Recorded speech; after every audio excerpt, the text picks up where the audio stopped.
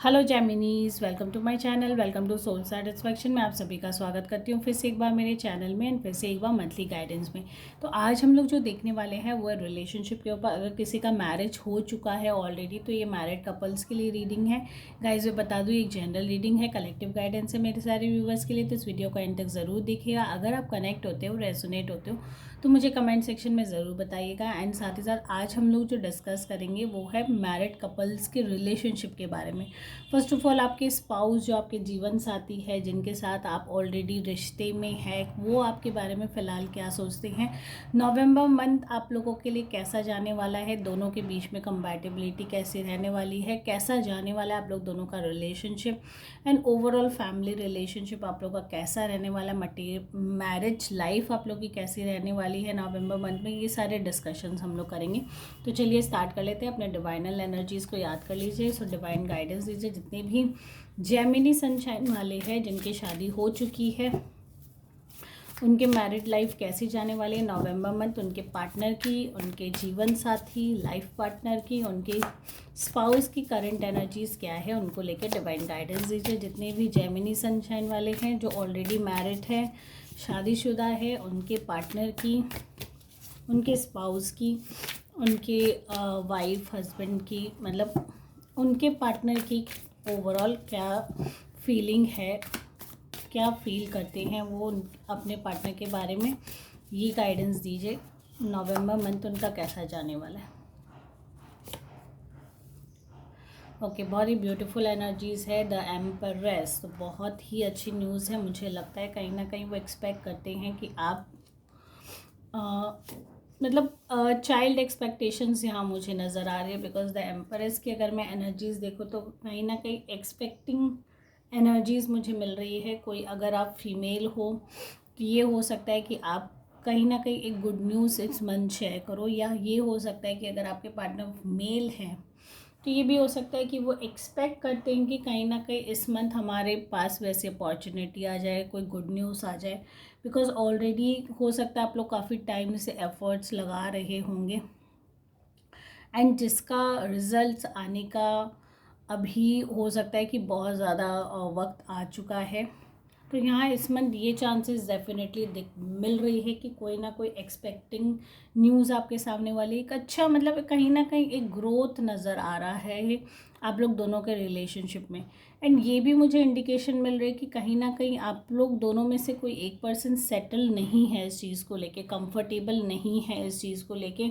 अभी हो सकता है कि आप अभी मेंटली और इमोशनली भी प्रिपेयर्ड नहीं है इस चीज़ को लेके। बट मुझे लगता है कि ऐसी कोई चीज़ें आपके लाइफ में डेफिनेटली होंगी, या अनएक्सपेक्टेड, जो मैं कह सकती हूँ कि अनएक्सपेक्टेड न्यूज़ आने के चांसेस भी है।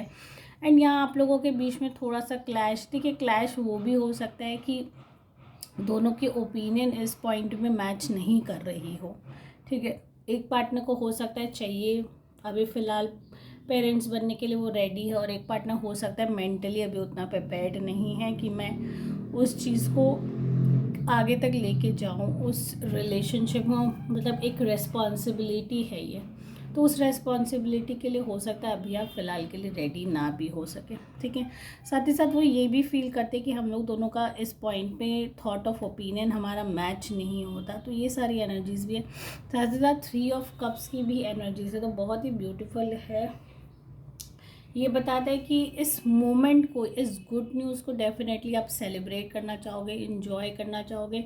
एक कहीं ना कहीं हैप्पी मोमेंट आपका रहेगा। एक जो मेंटल, एक जो इमोशनल सेटिस्फैक्शन जो होता है वो यहाँ मुझे मिलता हुआ नज़र आ रहा है। 3 ऑफ कप्स की एनर्जीज़ यही कहती है कि ये जो ब्यूटीफुल सिचुएशन है, या हो सकता है काफ़ी हर्डल के बाद, काफ़ी कोशिशों के बाद आपके लाइफ में ये अपॉर्चुनिटी आने वाली है। तो इस ब्यूटीफुल मोमेंट को आप सेलिब्रेट ज़रूर करोगे, इन्जॉय ज़रूर करोगे। हो सकता है किसी ना किसी पर्सन का बेबी शावर भी हो। बिकॉज ये कहीं ना कहीं एक फीमेल एनर्जीज़ को बहुत ज़्यादा बताता है कि कहीं ना कहीं एक सेटिस्फैक्शन होने वाली, एक इमोशनल जो हैप्पीनेस होती है इनर सेल्फ की, जो वो उस चीज़ को आप इन्जॉय करोगे। तो अगर मैं फ़ीमेल पॉइंट ऑफ व्यू से बात करूँ तो डेफिनेटली फ़ीमेल इस चीज़ के लिए डेफिनेटली रेडी हैं। एंड वो इस चीज़ को लेके बहुत ही ज़्यादा एक्साइटेड भी नज़र आ रही हैं एंड उस चीज़ को बहुत हद तक एंजॉय करने के बारे में भी सोच रही हैं। नेक्स्ट हम लोग देखेंगे कि ओवरऑल आप लोग का रिलेशनशिप नवंबर मंथ कैसा रहने वाला है। डिवाइन गाइडेंस है जितने भी जेमिनी सनशाइन वाले हैं, ओवरऑल उनके पार्टनर के साथ, उनके लाइफ पार्टनर जीवन साथी के साथ ओवरऑल नवंबर मंथ कैसा जाने वाला है।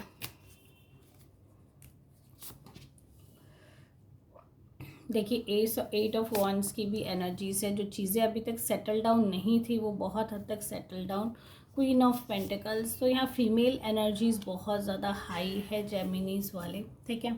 साथ ही साथ क्वीन ऑफ पेंटिकल्स की एनर्जीज है, मतलब एक कंप्लीशन महसूस होगा, एक क्वीन टाइप जो फीलिंग होती है ना, कि हो सकता है कि कहीं ना कहीं कोई प्रमोशन की इंडिकेशन मुझे मिलती है। साथ ही साथ बहुत ब्यूटीफुल मोमेंट, एक होता है ना कि एक अचीवमेंट में पहुंचा, काफ़ी टाइम से नहीं पहुंच पा रहे थे, वो लग्जोरियस लाइफ एंड वो सारी चीज़ें जो हमें चाहिए थी अपनी लाइफ में, सारी इन्जॉयमेंट जो चाहिए थी, जिसके लिए काफ़ी स्ट्रगल हम लोग ने किया है पास्ट में, रीसेंट पास्ट बोल लीजिए, या कुछ 5-6 मंथ्स बहुत ज़्यादा एफर्ट्स लगाया आपने, जिसका रिजल्ट इस मंथ आप डेफिनेटली, मतलब एक, मैंने कहा ना, एक जॉयफुल मोमेंट भी है, कहीं ना कहीं गुड न्यूज़ भी है, साथ ही साथ बहुत ही ब्यूटीफुल इन्वायरमेंट एंड एक कंप्लीशन। अगर आप इस फीमेल की एनर्जीज देखो, क्वीन ऑफ पेंटिकल्स की एनर्जीज, वो बहुत ही ज़्यादा, मतलब अपने आप में कंप्लीशन उनको महसूस होता है। उनको लगता है कि मेरी एनर्जीज इतनी ज़्यादा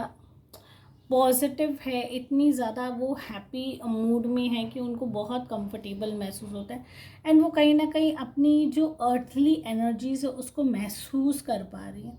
उनको काफ़ी जो स्ट्रगल के बाद उन्होंने अचीव किया है अपने लाइफ में, वो उसको फील कर रही हैं। इनर सेल्फ में जो एक हैप्पीनेस होती है ना, कि हाँ मतलब मैंने पोजीशन अपनी लाइफ में, या एक रुतबा मैंने अपनी लाइफ में, एक फेम अपनी लाइफ में हासिल जो किया, उस चीज़ को लेके काफ़ी सेटिस्फाइड एंड काफ़ी हैप्पी मोमेंट में है फ़िलहाल के लिए।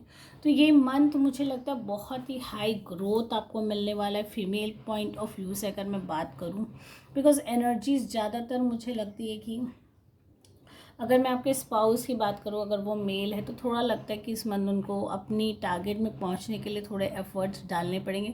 हो सकता है वो उनको फेलियर भी हो, ठीक है। करियर से रिलेटेड अगर मैं बात करूं तो थोड़ा फेलियर भी नज़र आ रहा है, बट हाँ कहीं ना कहीं उनको अचीवमेंट मिल जाएगी। चीज़ें जो इतने टाइम से डिले चल रही थी वो कहीं ना कहीं मूवमेंट लेना शुरू करेंगी। साथ ही साथ the hanged man by end of the month आपको थोड़ा सा लो महसूस हो सकता है।